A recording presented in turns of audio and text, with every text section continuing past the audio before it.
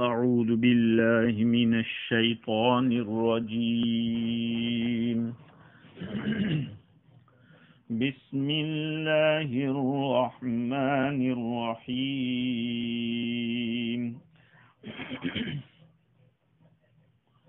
وذر الذين اتخذوا دينهم لعبا ولهوا وغرتهم الحياة الدنيا وذكر به أن تبسل نفس بما كسبت ليس لها من دون الله ولي ولا شفيع وَإِن تَعْدِلْ كُلَّ عَدْلٍ لَّا يُؤْخَذْ مِنْهَا أُولَئِكَ الَّذِينَ أُبْسِلُوا بِمَا كَسَبُوا لَهُمْ شَرَابٌ مِّنْ حَمِيمٍ وَعَذَابٌ أَلِيمٌ بِمَا كَانُوا يَكْفُرُونَ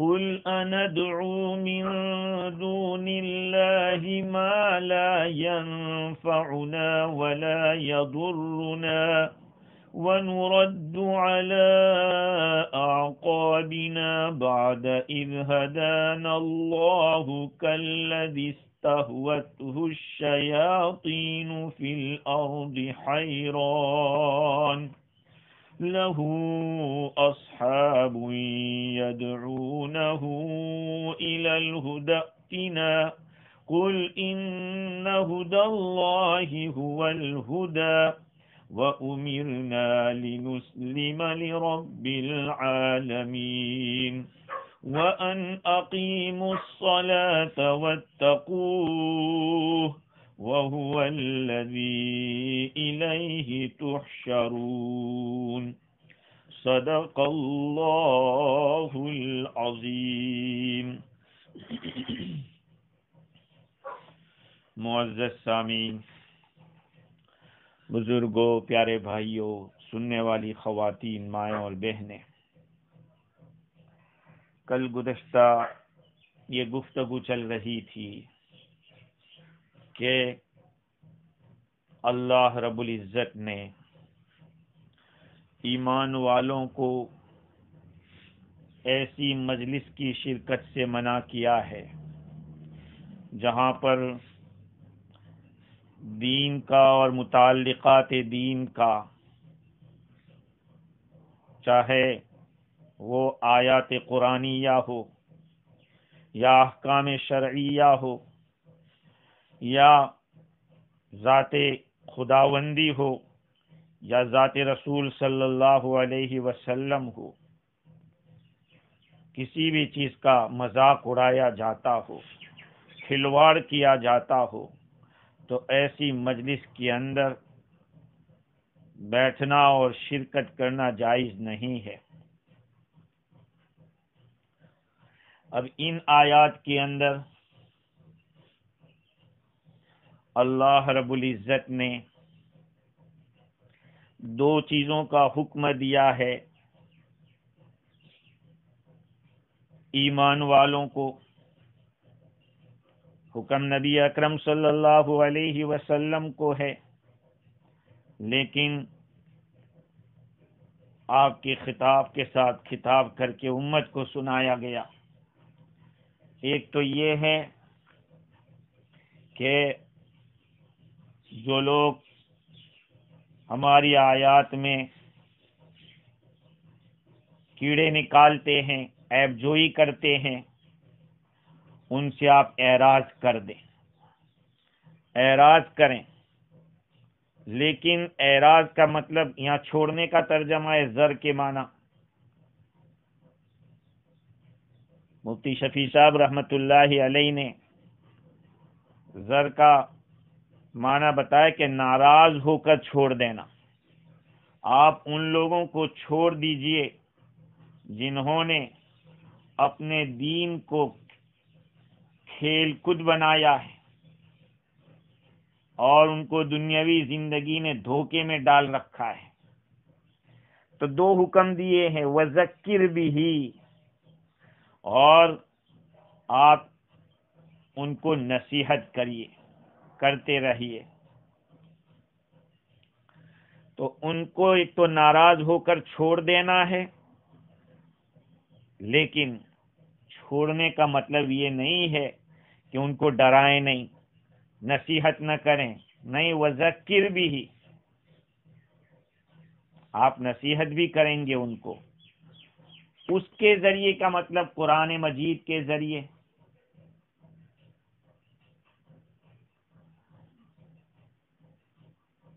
دین کے ذریعے، کیونکہ دین کا لفظ قریب میں ہے. تو وذکر بھی، آپ دین کے ذریعے نصیحت کیجئے، قرآن کے ذریعے نصیحت کیجئے. تو یہ دو حکم ہے، ان کو چھوڑ دینا اور نصیحت کرتے رہنا. اور جو لوگ آیات قرآنیہ یا دین کے اندر عیب جوئی کرتے ہیں، ان کی دو صفات بتلائی ہے. ایک تو یہ کہ الذین اتخذوا دینہم لعبا ولہوا، جن لوگوں نے اپنے دین کو کھیل کود بنا لیا ہے.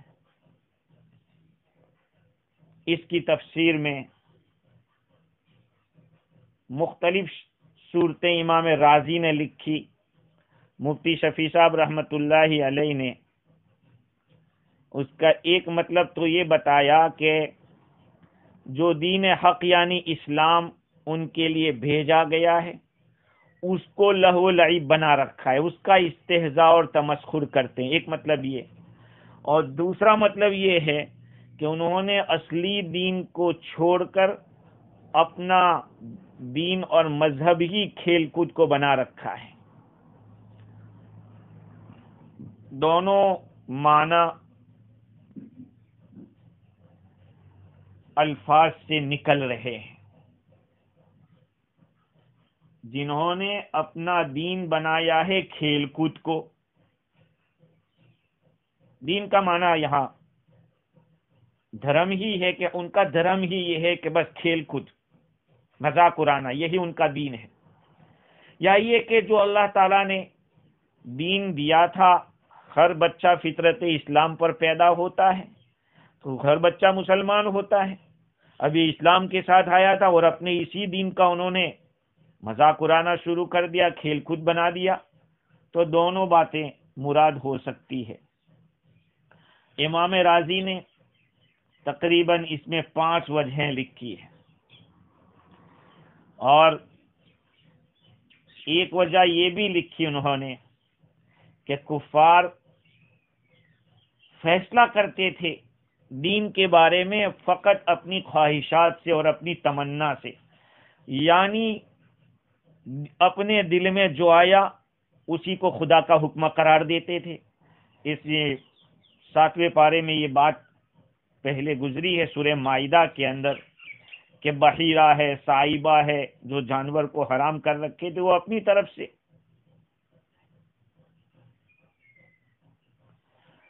تو دین کے معاملے میں ان کا کوئی احتیاط نہیں تھا، بس باپ دادا کو جو کرتے پایا تھا اسی پہ چلتے تھے.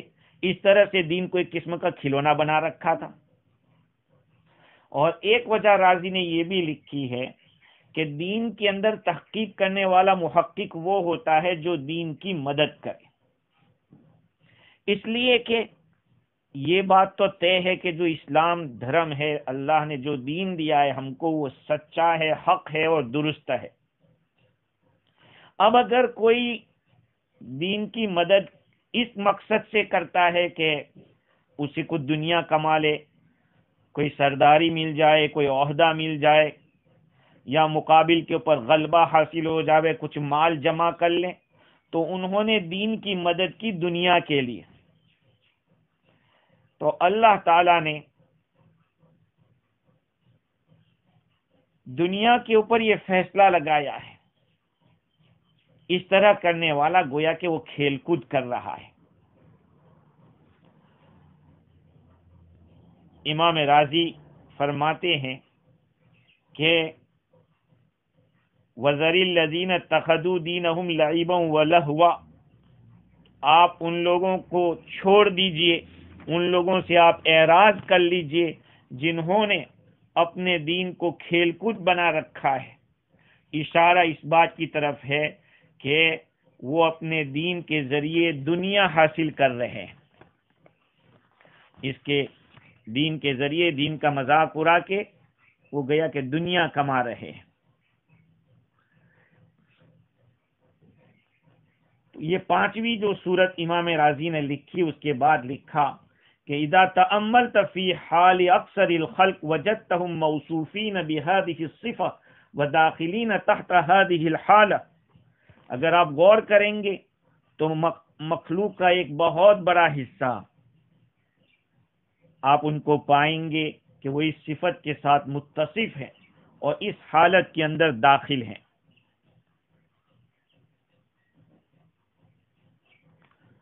مولانا اشرف علی تھانوی رحمت اللہ علیہ فرماتے ہیں کہ آپ کنارہ کش رہیے ان لوگوں سے جنہوں نے اس دین کو، جس کو ماننا ان کے ذمہ فرض تھا، یعنی اسلام، اس کو لہو و لعب بنا رکھا ہے کہ اس کے ساتھ تمسخر کرتے ہیں، اور دنیاوی زندگی نے ان کو دھوکے میں ڈال رکھا ہے۔ یہ دوسری صفت ہے۔ خیر، وَغَرَّتْهُمُ الْحَيَاةُ الدُّنْيَا، اور ان کو دنیاوی زندگی میں دھوکے میں رکھا۔ امام راضی کہتے ہیں کہ جو پانچویں صورت بتائی تھی کہ دین کے ذریعے دنیا کما رہے ہیں، اس کی تائید ہوتی ہے اس دوسری صفت سے کہ ان کو دنیاوی زندگی نے دھوکے میں ڈال رکھا ہے۔ گویا کہ اللہ تعالیٰ یوں فرماتے ہیں کہ انہوں نے دین کا مذاق اس لیے اڑایا ہے تاکہ ان کو دنیاوی زندگی نے دھوکے میں ڈالا ہے، ان کے اندر دنیا کی محبت کا غلبہ ہے ان کے دلوں کے اوپر، اس لیے دین کی حقیقت سے وہ اعراض کر چکے ہیں اور ظاہری ٹپ ٹاپ کے اوپر اکتفا کیے ہوئے تاکہ دنیا کما لے، دنیا حاصل کر لیں۔ خیر، اس میں جتنی بھی صورتیں ہیں امام راضی نے لکھی ہے، 5 صورتیں، سب کا احتمال ہے۔ اللہ تعالیٰ فرماتے ہیں کہ آپ ان لوگوں کو چھوڑ دیجئے جنہوں نے اپنے دین کو کھیل کود اور کھلونا بنا لیا ہے، لہو و لعب بنا دیا ہے، اور ان کو دنیاوی زندگی میں دھوکے میں ڈال رکھا ہے۔ وَذَكِّرْ بِهِ أَن تُبْسَلَ نَفْسٌ بِمَا كَسَبَتْ، اور آپ اس قرآن کے ذریعے سے نصیحت بھی کرتے رہیے تاکہ کوئی شخص اپنے کردار کے سبب عذاب میں اس طرح نہ پھنس جائے۔ وَذَكِّرْ بِهِ أَن تُبْسَلَ نَفْسٌ بِمَا كَسَبَتْ، ابسال کا لفظ یہاں اللہ تعالیٰ نے بیان کیا۔ ابسال کے معنی منع کرنے کے آتے ہیں، قید کرنے کے آتے ہیں۔ نصیحت کیجئے تاکہ کوئی شخص اپنے کیے کی وجہ سے ایسا پھنس نہ جائے کہ اس کے لیے اللہ کے سوا کوئی مددگار نہ ہو، کوئی سفارشی نہ ہو۔ اس آخری حصے میں اللہ تعالیٰ نے عذاب کو بیان کیا ہے۔ پہلے حکم دیا کہ ان سے کنارہ کش رہیے جو دین کا مذاق اڑاتے ہیں، دین کا کھیل کود بنا رکھا ہے، اور کنارہ کشی کا مطلب یہ نہیں کہ ان کو نصیحت نہ کریں، ڈرائیں نہیں، نصیحت کرتے رہیے، اور نصیحت بھی اس لیے کرنا ہے کہ کہیں یہ اپنے کردار بد کی وجہ سے، بدعملی کی وجہ سے پھنس نہ جائے۔ تبصلہ کے ترجمہ بعض حضرات نے تڑتہن بھی کیا ہے کہ ان کو کہیں روک نہ لیا جائے، ان کو قید نہ کر دیا جائے۔ ابن عباس رضی اللہ تعالی عنہما اس کی تفسیر فرماتے ہیں ان ترتہن، گروی کر ان کو جہنم میں روک نہ دیا جائے دنیا میں جو اعمال کے تھے اس کے بدلے میں۔ اور مفسر حسن اور مجاہد فرماتے ہیں کہ ان تسلم للمہلکہ، کہ وہ ہلاکت کے حوالے نہ کر دیے جائیں۔ اور مفسر قتادہ فرماتے ہیں کہ ان تحبس فی جہنم، کہ وہ جہنم کے اندر بند نہ کر دیے جائیں۔ یہ ترسل کے اندر منع کرنے کے معنی ہے، اور مفسرین کی مختلف تفسیریں ہیں۔ بما کسبت، آگے اللہ تعالی نے اس عذاب سے بچنے کے لیے کوئی گنجائش نہیں ہوگی یہ بتایا ہے۔ مقصد یہ ہے کہ جب یہ پھنس جائیں گے تو اس سے نکلنے کی کوئی شکل نہیں ہوگی۔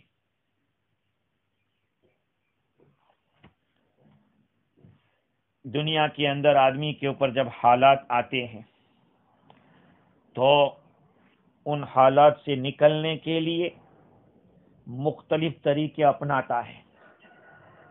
مفتی شفیع صاحب رحمت اللہ علیہ فرماتے ہیں کہ دنیا میں انسان اس بات کا خوگر ہے، عادی ہے کہ اگر کبھی کوئی غلطی اس سے ہوتی ہے یا کسی پر ظلم کر بیٹھتا ہے اور اس غلطی اور ظلم کی پاداش میں کوئی سزا سامنے آتی ہے تو اس سزا سے بچنے کے لیے مختلف ہیلے حوالے کرتا ہے۔ سب سے پہلے تو وہ اپنی پارٹی اور اپنی جماعت اور اپنے جتھے کا زور یوز کرنا چاہتا ہے کہ پارٹی کو آگے کر دیتا ہے کہ نمٹ لو اس کے ساتھ،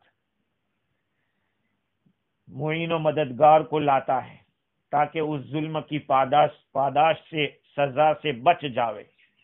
دیکھتا ہے کہ پارٹی کا بھی نہیں چل رہا ہے، سامنے والے بہت زیادہ مضبوط ہے، تو پھر وہ کیا کرتا ہے؟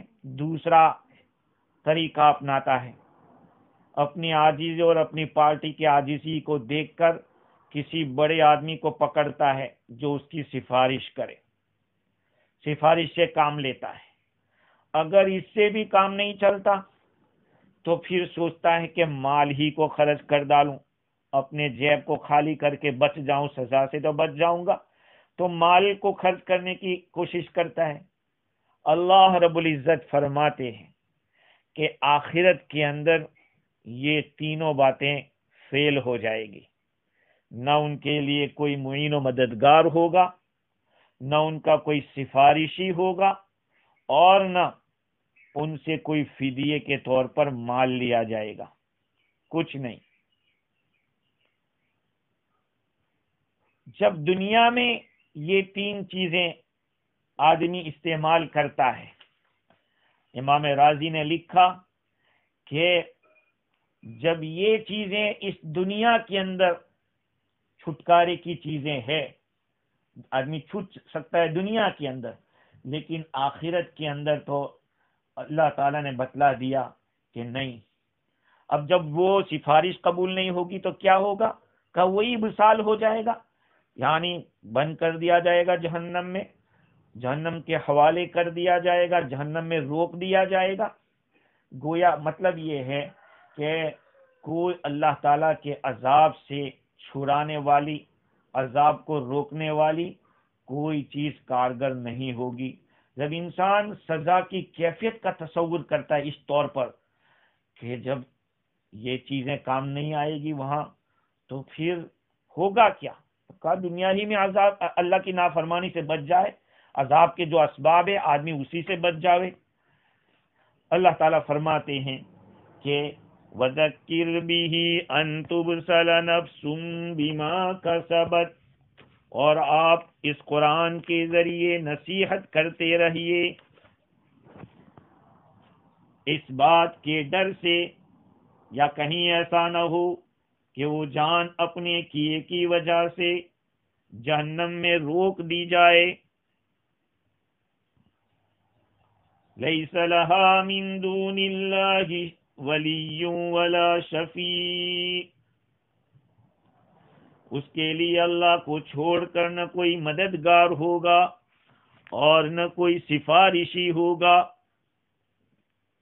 اور یہ کیفیت ہوگی کہ اگر بالفرض دنیا بھر کا معاوضہ بھی دے ڈالیں، وَإِن تَعْدِلْ كُلَّ عَدْلٍ لَا يُؤْخَذْ مِنْهَا، اگر وہ نفس جو کچھ بھی ہے، جتنا بھی ہے انسان کے پاس، وہ دنیا بھر کا فدیہ کے طور پر دینے کی کوشش کرے لا یؤخذ منہا، اللہ تعالیٰ فرماتے تب بھی اس سے نہیں لیا جائے گا۔ تو نصیحت سے یہ فائدہ ہے کہ اعمال بد کے انجام پر تنبہ ہو جاتا ہے، آگے ماننا نہ ماننا دوسرا جانے، اللہ تعالیٰ نے تو بتلا دیا ہے۔ اور آگے اولئک الذین ابسلوا بما کسبوا، ایسے ہی ہیں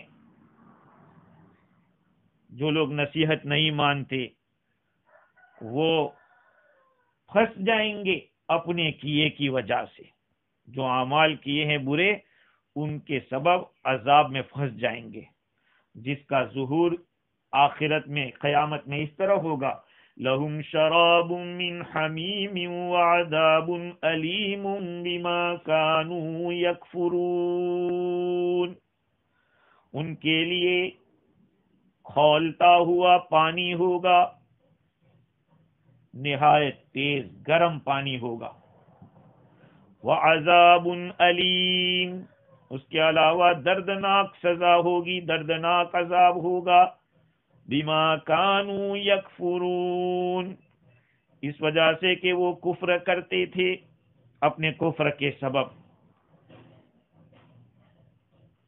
کیا تھا؟ دین کا مذاق اڑانا، تکذیب کرنا۔ اللہ تعالیٰ فرماتے ہیں کہ یہ اپنے کیے کی وجہ سے پھنس جائیں گے، اولئک الذین ابسلوا بما کسبوا۔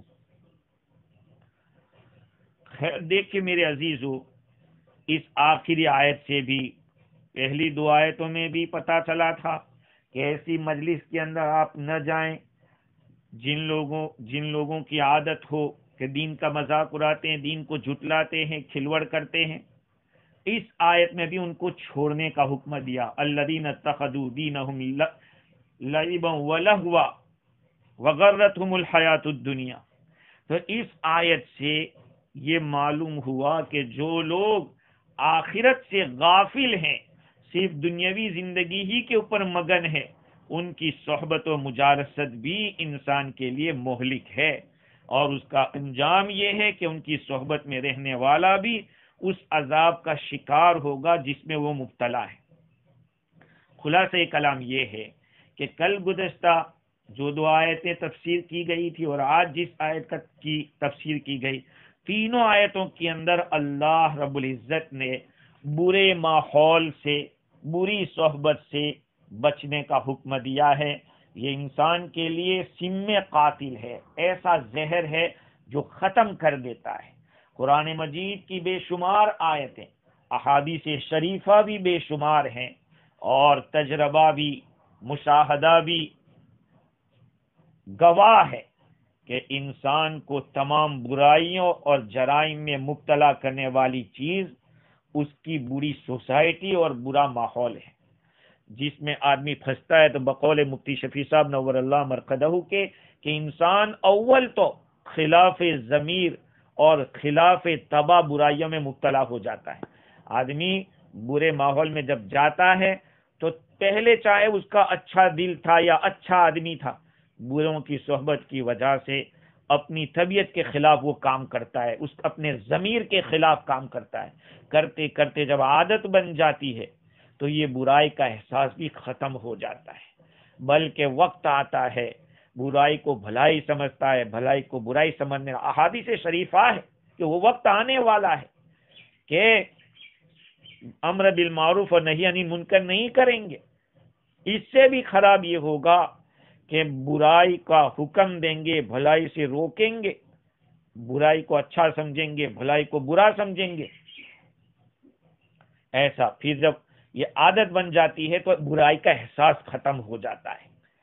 ہاں، جب احساس ہی ختم ہو جاوے تو آدمی کے اندر کی جو مایا ہے وہ برباد ہو جاتی ہے۔ احادیث شریفہ میں حضور اکرم صلی اللہ علیہ وسلم کا ارشاد ہے کہ جب بندہ ایک گناہ کرتا ہے اس کے دل میں سیاہ نقطہ لگ جاتا ہے، توبہ کرتا ہے صفائی ہو جاتی ہے، لیکن نہیں کرتا وہ نقطہ بڑھتا رہتا ہے۔ جتنے گناہ کرتا جائے گا دل سیاہ ہو جائے گا۔ جب سیاہ ہو جائے گا تو اس کا نتیجہ یہ ہوگا کہ بھلے برے کی تمیز نہیں رہے گی۔ کلا بل ران علی قلوبہم ما کانوا یکسبون، ان کے دلوں میں زنگ لگ گئے ہیں ان اعمال بد کی وجہ سے جس کو وہ لوگ کیا کرتے تھے، یعنی صلاحیت مفقود ہو گئی۔ اس لیے جیسے کل میں نے عرض کیا تھا، اچھی صحبت کو اختیار کرو، بری صحبت سے بچو۔ تفسیر روح البیان کے اندر 2 واقعے بیان کیے، ایک تو عبداللہ بن احنف کا اور دوسرا ابو اسحاق فزاری کا۔ عبداللہ بن احنف کا واقعہ یہ ہے کہ وہ فرماتے ہیں کہ میں ایک مرتبہ مصر سے مقام رملہ کے ارادے سے نکلا، رودباری رحمت اللہ علیہ کی ملاقات کے لیے، تو مجھے عیسیٰ بن یونس مصری نے دیکھا تو مجھ سے فرمایا کہ میں تمہیں ایک راستہ بتاتا ہوں، آپ کریں گے؟ کہا بتائیے۔ کہا آپ بصور نام کی جو جگہ ہے وہاں پہ پہنچ جائیے، وہاں ایک بوڑھے ہیں اور ایک نوجوان ہے، وہ دونوں مراقبے کی حالت میں رہتے ہیں، اگر آپ ان دونوں کو دیکھ لیں گے تو ان کا دیکھنا آپ کی عمر بھر کے لیے کافی ہو سکتا ہے۔ فرماتے ہیں کہ میں ان کے پاس گیا، عبداللہ بن احنف فرماتے ہیں میں ان کے پاس گیا، اس میں دیکھا ان 2 بزرگوں کو، میں تو بھوکا تھا، پیاسا تھا اور گرمی سے بچنے کا کوئی سامان بھی نہیں تھا۔ میں نے ان دونوں کو دیکھا کہ وہ قبلے کی طرف رخ کیے ہوئے ہیں، میں نے سلام کیا، ان دونوں سے بات کی، لیکن مجھ سے بات انہوں نے نہیں کی۔ میں نے کہا کہ میں تم دونوں کو قسم دیتا ہوں کہ تمہیں مجھ سے بات کرنی پڑے گی۔ تو جو بڑے بوڑھے تھے، شیخ تھے، انہوں نے اپنا سر اٹھایا اور فرمایا کہ ابن احنف، کیا کوئی کام نہیں ہے کہ یہاں تک ہمارے پاس آ گئے؟ پھر اس بوڑھے آدمی نے تھوڑی دیر کے لیے سر جھکایا، میں ان کے سامنے کھڑا رہا، ان کے ساتھ ظہر اور عصر کی نماز پڑھی، میری بھوک اور پیاس کہاں گئی پتہ نہیں چلا۔ پھر میں نے اس نوجوان سے کہا کہ بھئی کوئی ایسی نصیحت کرو جس نصیحت سے مجھے کچھ فائدہ ہو۔ انہوں نے بتایا کہ ہم تو اہل مصائب مصیبت والے، ہمارے پاس نصیحت کی زبان نہیں ہے۔ یہ اب ابن احنف فرماتے، عبداللہ بن احنف، کہ میں ان کے پاس 3 دن اور 3 رات رہا، نہ اس میں کچھ کھایا نہ پیا۔ جب تیسرے دن کی شام تھی تو میرے دل میں ایک بات آئی کہ ان دونوں سے کوئی وصیت مانگنی چاہے، کوئی ایسی وصیت کر دو کہ جس سے عمر بھر میں نفع اٹھاتا رہوں۔ اس نوجوان نے سر اٹھایا میری طرف اور فرمایا کہ یاد رکھ، ایسے لوگوں کی صحبت اختیار کر کہ جن کے دیکھنے سے اللہ تجھے یاد آتا ہو، اور جو لوگ اپنے لسان فعل سے نصیحت کرتے ہو، لسان قول سے نہیں۔ ہاں، مطلب یہ کہ جس کا عمل ہی تجھ کو نصیحت کرتا رہتا ہو، بولنے کی نصیحت نہیں، یہ بات۔ اور تفسیر روح البیان میں لکھا ہے کہ نصیحت کرنا تو بہت آسان ہے، لیکن قبول کرنا مشکل ہے۔ اللہ تعالیٰ جس کو ہدایت کا فیصلہ کرتا ہے تو اس کے اندر وہ ایک خاص عنایت اور توجہ اللہ ڈال دیتے ہیں کہ جو نصیحت کرنے والے کے دروازے پہ لے جاتا ہے، ہاں، اور اس کی نصیحت کے نور کو اختیار کرتا ہے۔ تو یہ بات اللہ والوں کی صحبت، اللہ والوں کی نظر وہ رنگ لاتی ہے۔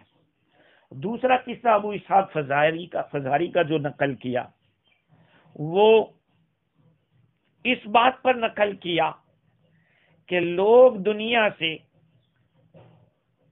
اہل سنت والجماعت کی فہرست میں رہتے ہوئے تو جاتے ہیں، لیکن قبر میں جا کے کھل جاتا ہے کہ وہ اہل سنت والجماعت میں سے تھا یا نہیں۔ یہ غلط لوگوں کی صحبت کی وجہ سے ایسے اثرات پڑتے ہیں کہ آدمی کے اندر کی مایا چلی جاتی ہے، لوگوں کو پتہ نہیں۔ تو ابو اسحاق فزاری فرماتے ہیں کہ ایک آدمی ہمارے پاس پابندی سے بیٹھتا تھا، مجلس میں آتا رہتا تھا، اپنا آدھا چہرہ وہ چھپا کے رکھتا تھا، کپڑا ڈال کے رکھتا تھا۔ تو میں نے اس سے کہا تو ہمارے پاس اتنا زیادہ بیٹھتا اٹھتا ہے اور اپنا آدھا چہرہ ہم سے چھپاتا ہے، کیا بات ہے؟ اس نے کہا کہ اگر آپ مجھے امان دو، گارنٹی دو تو میں آپ کو بتاتا ہوں۔ کہا کہ ٹھیک ہے، امان ہے، آپ کو کچھ نہیں کہیں گے نہ کچھ کریں گے۔ اس نے کہا کہ میں کفن چور تھا، جو کوئی گزر جاتا اس کو دفن کرتے، اس کا کفن چرا لیتا تھا۔ اب ہوا یہ کہ ایک عورت کو دفن کیا گیا، میں اس کی قبر کے پاس آیا، قبر کھولا، یہاں تک کہ نیچے کی جو اینٹ رکھی جاتی ہے وہاں تک میں پہنچ گیا، اور اپنا ہاتھ بڑھایا چادر کی طرف۔ پھر میں نے اپنا ہاتھ لفافے کی طرف بڑھایا تو کیا دیکھتا ہوں کہ وہ عورت اس کو کھینچ رہی ہے۔ میں نے اس سے کہا کہ تو مجھ پہ غالب آئے گی؟ پھر میں اپنے گھٹنے کے بل بیٹھ گیا اور کھینچنے لگا لفافے کو۔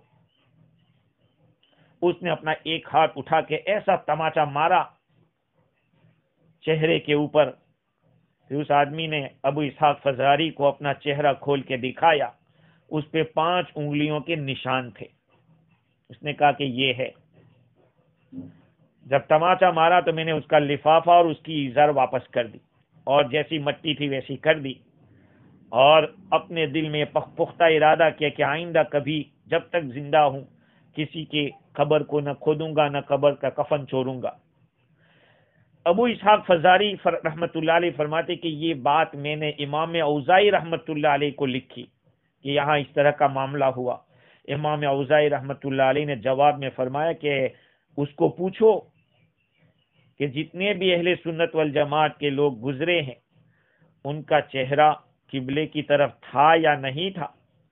ابو اسحاق فزاری رحمت اللہ علیہ نے پوچھا تو اس آدمی نے جواب دیا کہ اکثر کے چہرے قبلے سے ہٹے ہوئے تھے۔ ابو اسحاق فزاری نے یہ بات امام اوزائی کو لکھی تو انہوں نے جواب میں فرمایا انا للہ و انا الیہ راجعون، 3 مرتبہ یہ بات لکھی، انا للہ و انا الیہ راجعون، انا للہ و انا الیہ راجعون۔ اما من حول وجهه عن القبلہ فانه مات على غیر السنہ واراد بالسنة ملت الاسلام۔ فرمایا کہ جس کا چہرہ قبلے سے گھما دیا گیا، پھیر دیا گیا ہے، وہ ملت اسلام کے علاوہ کے اوپر گزرا ہے، سنت کے طریقے پہ نہیں مرا ہے۔ یہ بات ہے بری صحبت کا جو اثر ہوتا ہے کہ آدمی کے اندر کی مایا ختم ہو جاتی ہے، لوگ کچھ بھی سمجھتے رہیں، لیکن بات یہ ہے کہ بری صحبت کا بہت ہی برا اثر پڑتا ہے۔ اور جیسے کل میں نے عرض کیا تھا کہ آج کے زمانے کے اندر اس بات کو بہت ہی زیادہ نوٹس کرنے کی ضرورت ہے، اپنی اولاد کے بارے میں فکر کرنے کی ضرورت ہے کہ وہ کدھر جا رہے ہیں۔ آگے اللہ سبحانہ و تعالی فرما رہے ہیں قُلْ أَنَدْعُو مِن دُونِ اللَّهِ مَا لَا يَنفَعُنَا وَلَا يَضُرُّنَا وَنُرَدُّ عَلَىٰ أَعْقَابِنَا بَعْدَ إِذْ هَدَانَا اللَّهُ كَالَّذِي اسْتَهْوَتْهُ الشَّيَاطِينُ فِي الْأَرْضِ حَيْرَانٌ لَهُ أَصْحَابٌ يَدْعُونَهُ إِلَى الْهُدَى ائْتِنَا قُلْ إِنَّ هُدَى اللَّهِ هُوَ الْهُدَى وَأُمِرْنَا لِنُسْلِمَ لِرَبِّ الْعَالَمِينَ۔ اے نبی جی آپ فرما دیجئے کہ کیا ہم اللہ کے سوا ایسی چیز کو پکاریں جو نہ ہم کو نفع دے سکتی ہے اور نہ نقصان پہنچا سکتی ہے، اور ہم کیا پھر جائیں اپنے پاؤں الٹے بعد اس کے کہ اللہ نے ہم کو ہدایت دی ہے، اس آدمی کی طرح جس کو شیطان نے راستہ بھلا دیا ہو، وہ جنگل میں حیران ہو اور اس کے ساتھی اس کو بلا رہے ہو ہدایت کی طرف، راستے کی طرف کہ چلا آ ہمارے پاس، تو آپ کہہ دیجئے کہ اللہ کی ہدایت وہی سیدھا راستہ ہے، اللہ کا راستہ وہی راستہ صحیح ہے، اور ہمیں حکم دیا گیا ہے کہ ہم رب العالمین کے تابع رہیں۔ یہ آیت کریمہ ہے۔ اس آیت کریمہ کا ربط ما قبل سے مفتی مولانا ادریس کاندلوی رحمت اللہ علیہ نے یہ لکھا ہے کہ اوپر توحید کے اثبات اور شرک کا ابطال بیان کیا گیا، اور کفار مکہ جو اسلام کا مذاق اڑاتے تھے ان کے تمسخر اور استہزاء کو بھی بیان کیا گیا۔ اب اللہ تعالیٰ فرماتے کہ ان کو اتنی عقل نہیں کہ یہ اس دین کے سچے دین کا مذاق اڑاتے ہیں، حالانکہ مذاق کے لائق تو وہ لوگ ہیں، قابل مذاق کا تو یہ بات ہے کہ انہوں نے جن چیزوں کو اپنا معبود بنا رکھا ہے وہ نہ کسی قسم کا نفع دے سکتے نہ نقصان دے سکتے ہیں، نہ نفع کے مالک ہے نہ نقصان کے مالک ہے، تو ہنسی کے قابل تو یہ بت پرست ہیں کہ جو جہالت اور ضلالتوں میں حیران ہے۔ تفسیر رازی کے اندر لکھا ہے کہ مقصد اس آیت کریمہ کا ان لوگوں کا رد کرنا ہے کہ جو بت پرستی کے اندر لگے ہوئے ہیں، جیسے کہ اوپر ایک آیت گزری، قُلْ إِنِّي نُهِيتُ أَنْ أَعْبُدَ الَّذِينَ تَدْعُونَ مِن دُونِ اللَّهِ، نبی جی آپ فرما دیجئے کہ مجھے تو روک دیا گیا ہے، منع کیا گیا ہے کہ میں عبادت کروں ان لوگوں کی، ان اعبد الذین تدعون من دون اللہ، جن کو تم پکارتے ہو اللہ کو چھوڑ کر، مجھے اس سے منع کیا گیا ہے۔ اس آیت کریمہ کا معنی اور مطلب یہ ہے کہ نبی جی آپ فرما دو ان کو کہ ہم اس اللہ کو چھوڑ کر جو نفع دینے والا ہے، ہم کو نقصان دینے پر قادر، نقصان کو دور کرنے پر قادر، اس اللہ کو چھوڑ کر ایسی چیزوں کی عبادت کریں جو نہ ہمیں نفع پہنچا سکتے ہیں نہ ہمیں نقصان پہنچا سکتے ہیں۔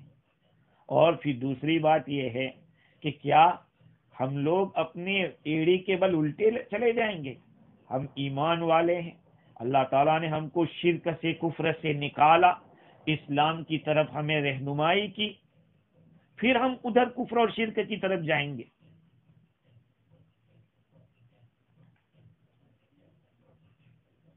اللہ تعالیٰ نے اس کے اندر ایک مثال بیان فرمائی،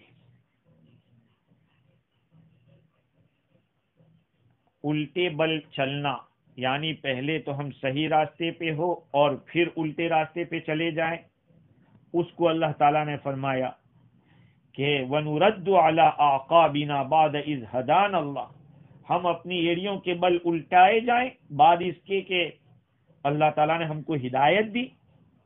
بھئی جو بھی آدمی حق سے اعراض کرے گا اور باطل کی طرف جائے گا تو یہی کہا جائے گا کہ وہ پیچھے کی طرف لوٹا ہے، وہ اپنی ایڑیوں کے بل لوٹا ہے۔ اور اس کی اصل وجہ یہ ہے کہ انسان میں اصل جہالت ہے، جب وہ ترقی کرتا ہے، آگے بڑھتا ہے، اس میں کمال پیدا ہوتا ہے تو اس میں علم آتا ہے۔ قرآن بھی کہتا ہے وَاللَّهُ أَخْرَجَكُم مِّن بُطُونِ أُمَّهَاتِكُمْ لَا تَعْلَمُونَ شَيْئًا وَجَعَلَ لَكُمُ السَّمْعَ وَالْأَبْصَارَ وَالْأَفْئِدَةَ لَعَلَّكُمْ تَشْكُرُونَ۔ اللہ تعالیٰ نے تم کو تمہاری ماؤں کے پیٹ سے نکالا اس حال میں کہ تم کچھ نہیں جانتے تھے، اور اس نے تمہارے لیے کان، آنکھ اور دل دیے تاکہ تم شکر ادا کرو۔ اب اگر کوئی آدمی علم حاصل کرنے کے بعد پھر جہالت کی طرف جاوے تو گویا کہ پہلے جیسا جاہل تھا ویسے جاہل ہو گیا۔ یہاں یہ مطلب ہے نُرَدُّ عَلَىٰ أَعْقَابِنَا۔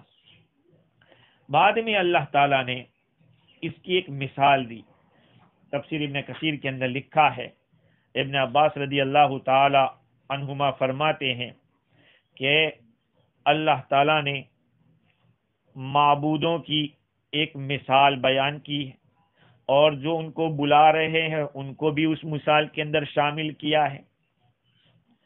جو لوگ اللہ تعالیٰ کی ہدایت کی طرف، دین کی طرف بلا رہے ہیں ان لوگوں کو بھی اس مثال میں شامل کیا گیا۔ گویا اللہ تعالیٰ نے ایک تو معبودوں کی مثال، ان معبودوں کی پکارنے والے یا ان کی طرف دعوت دینے والے جو ہیں ان کی مثال، اور جو اللہ کی طرف بلا رہے ان کی مثال، یہ تینوں کو جمع کر کے ابن کثیر لکھتے ہیں کہ ایک آدمی ہے جو راستہ بھٹک گیا ہے، راستہ بھٹک کے جا رہا ہے، اس کو اچانک پکارنے والا پکارتا ہے کہ رے فلانے حلم الی الطریق، ارے راستے کی طرف آ جاؤ، راستہ ادھر ہے، اور اس کے کچھ ساتھی ہیں جو اس کو بلا رہے ہیں کہ آ جاؤ، ادھر آ جاؤ۔ اگر یہ پہلے داعی کی طرف جاتا ہے، ان کا اتباع کرتا ہے، تو ہلاکت میں جائے گا، اور اگر جو صحیح راستے کی طرف بلا رہا ہے ادھر اگر وہ جائے گا تو راستہ پا لے گا۔ ابن کثیر نے لکھا کہ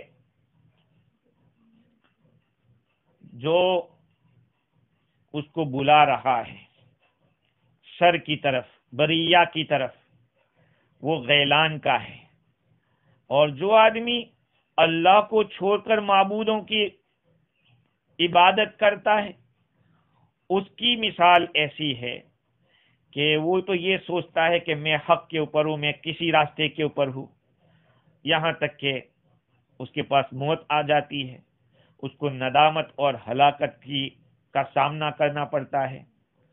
تو یہ کلذی استہوتہ الشیاطین، اس آدمی کی طرح جس کو شیطان نے اغوا کر لیا ہو، شیطان نے اس کو راستہ بھلا دیا ہو اور وہ خود حیران ہو، لہو اصحاب یدعونہ الی الہدی ائتنا، وہ حیران ہے، اس کے رفیق، اس کے دوست اس کو بلا رہے ہیں راستے کی طرف کہ تو چلا آ، ہمارے پاس آ جا۔ یہ ایک مثال ہے، اور اس مثال کے اندر اللہ رب العزت نے واضح کیا ہے کہ جو شخص راہ پر تھا، راستے پر تھا، لیکن راستہ جاننے والے ساتھیوں سے جدا ہو گیا اور جنگل کے جو بلبلیاں ہے اس کے ہاتھ میں گرفتار ہو کر بے راہ ہو گیا۔ اب وہ رفقا اس کو راستہ بتلاتے بھی، راستے پر لاتے، مگر وہ نہیں آتا۔ ایسی ہی ہماری حالت ہو جائے کہ راہ اسلام پر ہم ہو کر اپنے ہادی پیغمبر صلی اللہ علیہ وسلم سے جدا ہو اور گمراہ کرنے والوں کے پنجوں میں گرفتار ہو کر گمراہ ہو جائیں، اور وہ ہادی پھر بھی خیر خواہی سے دعوت اسلام کرتے رہیں اور ہم گمراہی کو نہ چھوڑیں کہ یعنی ہم تمہاری مرضی پر عمل کر کے اپنی ایسی مثال بنا لیں۔ یہ مطلب یہ ہے، قرآن یہ کہنا چاہتا ہے کہ اللہ تعالیٰ نے ہدایت دی، حضور اکرم صلی اللہ علیہ وسلم جیسے نبی دیے، صحابہ جیسے ساتھی عطا فرمائے، اور پھر ان کو چھوڑ کر شرک بت پرستی کے اندر چلے جائیں، اور پھر بھی نبی بلاتے رہیں، دعوت دیتے رہیں، اور آدمی یہ سوچے کہ نہیں میں جس طرح چل رہا ہوں صحیح ہے۔ بات یہ ہے کہ راہ راستہ تو وہ اللہ ہی کا راستہ ہے۔ اس مثال سے جیسے معلوم ہوا کہ راستے سے بے راہ ہونا برا ہے، یہ بات معلوم ہوئی، راستے سے بے راہ ہو جانا برا ہے، تو راہ راستہ تو اللہ ہی کا راستہ ہے جو اللہ نے بتلایا ہے، اور وہ اسلام ہے، یقیناً اس کا ترک کرنا بے راہ ہونا ہے۔ تو اللہ تعالیٰ فرماتے ہیں کہ آپ ان کو فرما دو، ان ھدی اللہ ھو الھدی، اللہ کی ہدایت وہی ہدایت ہے، راستہ تو اللہ ہی کا راستہ ہے۔ وَأُمِرْنَا لِنُسْلِمَ لِرَبِّ الْعَالَمِينَ، اور ہمیں حکم دیا گیا ہے کہ ہم رب العالمین کے تابع رہیں، ہم پورے مطیع ہو جائیں پروردگار عالم کے، اللہ تعالیٰ کی تابعداری اسلام میں منحصر ہے. یہ اسلام ایک آسمانی مذہب ہے. اللہ تعالیٰ نے انسانوں کی ہدایت کے لیے اسی دین کو پسند کیا ہے. وَمَن يَبْتَغِ غَيْرَ الْإِسْلَامِ دِينًا فَلَن يُقْبَلَ مِنْهُ، اسلام کے سوا جس کسی دین کو تلاش کرو گے تو وہ ہرگز قابل قبول نہیں. ان الدین عند اللہ الاسلام، صحیح مذہب تو اسلام ہی ہے، اسلام ہی سچا دھرم ہے. آگے اللہ تعالیٰ نے کچھ اعمال کا حکم دیا. وَأَنْ أَقِيمُوا الصَّلَاةَ وَاتَّقُوهُ وَهُوَ الَّذِي إِلَيْهِ تُحْشَرُونَ. بعض حضرات نے اوپر والی جو آیت گزری کہ لہو اصحاب یدعونہ الی الہدی اتنا، کہ وہ آدمی جو بھٹک گیا اس کے کچھ ساتھی ہیں، وہ اس کو بلا رہے ہیں ہدایت کی طرف کہ آ جا ہمارے پاس آ جا. راضی امام راضی نے لکھا کہ یہ حصہ عبد الرحمن ابن ابو بکر صدیق رضی اللہ عنہ کے ساتھ فٹ ہو سکتا ہے. انہوں نے لکھا تو یہ کہ ان کے بارے میں نازل ہوا، تو ان کے ساتھ فٹ کیسے ہو سکتا ہے؟ وہ اس طرح سے کہ عبد الرحمن بن ابو بکر اسلام میں داخل نہیں ہوئے تھے، وہ اپنے ابا کو کفر کی طرف دعوت دے رہے تھے. وَأَبُوهُ كَانَ يَدْعُوهُ إِلَى الْإِيمَانِ، اور صدیق اکبر رضی اللہ عنہ اپنے بیٹے کو اسلام کی طرف دعوت دے رہے تھے اور حکم دے رہے تھے کہ جہالت کے راستے سے ہدایت کی طرف آ جا اور کفر کی تاریکی سے نور ایمان کی طرف آ جا. ان کے ساتھ بعض کتابوں میں، سیرت کی کتابوں میں، تاریخ کی کتابوں میں لکھا ہے کہ دیکھو فضیلت کی بات یہ ہے کہ صدیق اکبر بھی صحابی، ان کے بیٹے بھی صحابی عبد الرحمن وہ بھی صحابی، اور صدیق اکبر رضی اللہ عنہ کے والد ابو قحافہ وہ بھی صحابی. لیکن جب عبد الرحمن بن ابو بکر اسلام میں داخل نہیں ہوئے تھے، ایک جنگ کے اندر، میں نے جیسے تاریخ میں پڑھا ہے کہ باپ ایک طرف ہے، بیٹا دوسری طرف ہے. جب اسلام میں داخل ہوئے تو کہا ابا سے کہ ابا، جنگ کے موقع پہ آپ میرے سامنے کئی دفعہ ایسے آ گئے تھے کہ میں آپ کو قتل کر سکتا تھا، لیکن ایک شفقت پیدر، ایک باپ جو ہوتا ہے، اس کی یہ چیز میرے سامنے آ گئی کہ میرے والد ہیں. صدیق اکبر رضی اللہ عنہ نے فرمایا کہ بیٹا اگر تو میری زد میں آتا تو میں نہیں چھوڑتا. یہ تھا ان کا ایمان. یہ تھے وہ لوگ جو دین کے مقابلے میں کسی چیز کو شمار میں نہیں لاتے تھے. تو امام راضی کا کہنا یہ ہے کہ لہو اصحاب یدعونہ الی الہدی ائتنا، یہ صدیق اکبر رضی اللہ عنہ اور ان کے بیٹے عبد الرحمن رضی اللہ عنہ کے لیے کے بارے میں یہ بات بیان کی گئی ہے. خیر، وَأَنْ أَقِيمُوا الصَّلَاةَ وَاتَّقُوهُ وَهُوَ الَّذِي إِلَيْهِ تُحْشَرُونَ، اور مجھے یہ بھی حکم ملا ہے کہ نماز قائم کرو اور اس سے تقوی اختیار کرو، پرہیزگاری اختیار کرو. وَهُوَ الَّذِي إِلَيْهِ تُحْشَرُونَ، اور اسی کی طرف تم لوگ جمع کیے جاؤ گے. دیکھو تین چیزیں، ایک تو فرمایا کہ اللہ کے تابع فرما بردار رہو، اور دوسری بات فرمائی کہ نماز قائم کرو، تقوی اختیار کرو.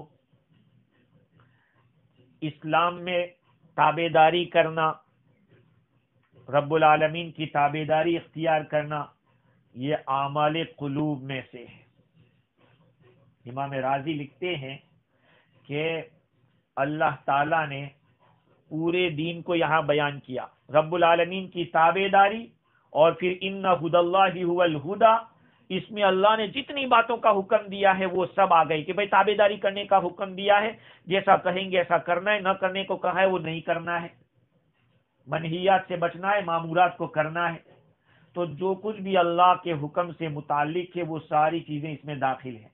اب وہ چیزیں دو قسم کے، کرنے کی ہے یا چھوڑنے کی ہے. اور کرنے کی جو چیزیں وہ دل سے تعلق رکھتی ہے یا افعال سے تعلق رکھتی ہے، اعضاء و جوارح سے تعلق رکھتی ہے.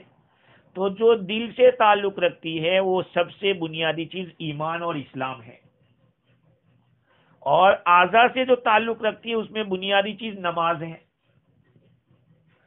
یہ تو کرنے کے کام ہو گئے، اور جو کام چھوڑنے کے ہیں، جن چیزوں سے بچنے کا ہے، بچنے کا نام ہی تو تقویٰ ہے۔ اللہ تعالیٰ نے جن چیزوں سے روکا ہے اس سے رک جانا، یہی تو تقویٰ ہے۔